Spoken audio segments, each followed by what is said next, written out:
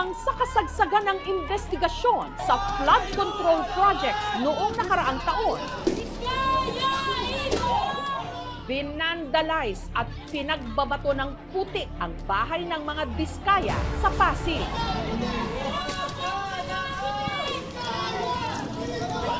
Pero ilang metro lang ang layo mula sa mansyon ng mga Diskaya, matatagpuan ang panaderyang ito na ang motto, kapag binato ka ng putik, batuhin mo ng Spanish bread. Ayan pa rin sila. Mahaba pa nga eh. Sumikat kasi ang kanilang bakery matapos mag-viral ng matikman ng ilang rallyista na sumugod sa bahay ng mga Diskaya. Mga 30-40 yan. Ang pila rito, bumabaha, pero lahat willing to wait matikman lang ang kanilang Spanish bread. From morning hanggang gabi, laging may supply ng tinapay pero naubos pa rin kasi sa dami ng tao nakapila. Hindi na raw nagulat ang tinderong si Bon na pinipilahan ang kanilang tinapay. Ang palaman daw kasi nitong mantikilya, mas better kesa iba. Ang Spanish bread namin sa Taiwan ay juicy and buttery. Sa iba dry ang palaman, di ba?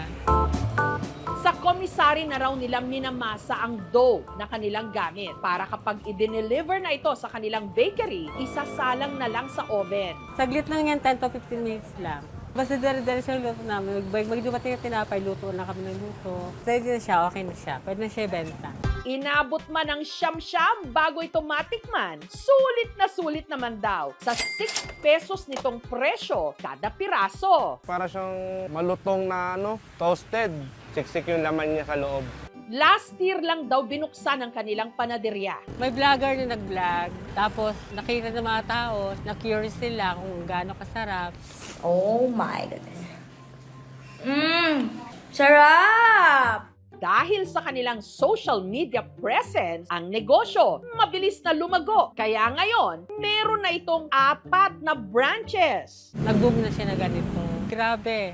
Hindi namin expect na maubos na yung tinapay. Pero alam nyo ba na ang Spanish bread hindi naman daw talaga pamana o galing sa mga Kastila? So hindi naman ito talaga masasabi natin na tradisyonal na tinapay sa Espanya. Ang Spanish bread ay likha ng mga Pilipino. Sa panahon ng Espanyol mula ng kanilang pagsakop dito sa atin, pinakilala sa atin ang proseso ng paglikha ng tinapay sapagkat sa kanila nanggaling ang harina, ang mga lebadura at mismo ang proseso ng pagluluto ng tinapay gamit ang mga pugon.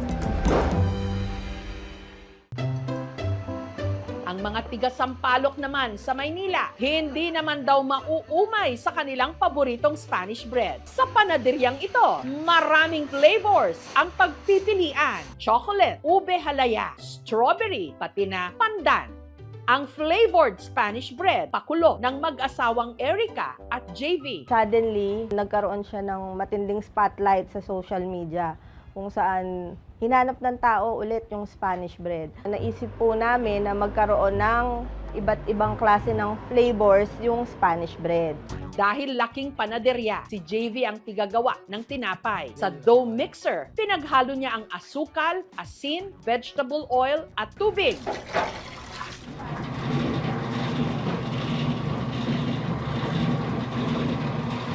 Sunod niyang inihalo ang harina at minasa ito sa loob ng 10 minuto.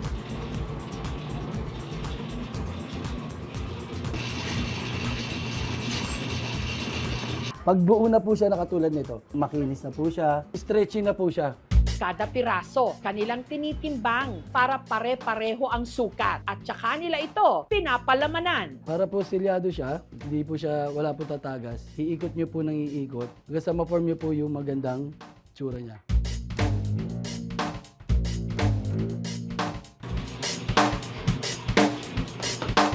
₱7 kada piraso. Pero kung isang box, 125 to 150 pesos, depende sa flavors. Hindi po siya sobrang sa tamis, kaya for me, may enjoy din ng mga matatanda at saka mga bata. Ang bakery ni na Erica at JV, pamana raw sa kanila. Nagsimula itong Lunar's Bakery sa ama ko, pati sa ina ko. Doon sila nagkakilala. At gaya ng kanyang mga magulang, ito rin daw ang mas lalong nagpatamis sa pagsasama nilang mag-asawa. Usually, every month namin talagang Halos break even lang. Nagdoble po talaga yung kinita namin din. Masaya talaga dahil papasalamat sa Diyos na nagkaroon ulit kami ng ganitong trend na tinapay. Kung ano yung malaking pagmamahal ko sa asawa ko, ganoon din yung pagmamahal namin din sa negosyo namin.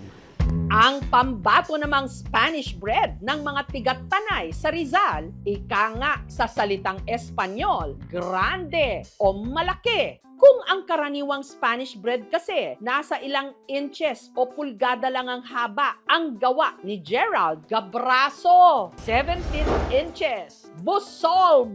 Mas mukhang nakakatakam, saka takaw pansin. Pag ikaw lang kumain mag-isa, di mo kakayanin maubos. Kasi sa ano pa lang, 1/4 pa lang, busog ka na eh. Dahil nakakangalay raw gumawa ng naglalakihang tinapay, ang pamilya ni Gerald nagbabayanihan sa pagluluto nito. Ako po yung nagtitimpla, ako po yung nagmamasa, yung anak ko lang po yung naglalamisador. Tapos yung isa kong anak, yun na po yung naglulutot.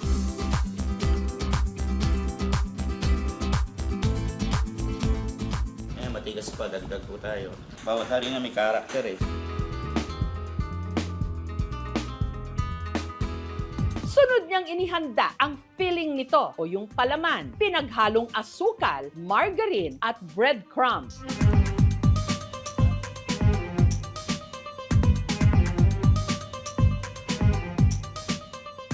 At saka isinalang sa oven sa loob ng 15 to 20 minutes. Ang giant Spanish bread ni Gerald, 50 pesos kada piraso. Sulit na kasi malaki siya. Kasya po sa buong pamilya. Bata pa lang, bias na raw talaga o paborito ni Gerald ang Spanish bread.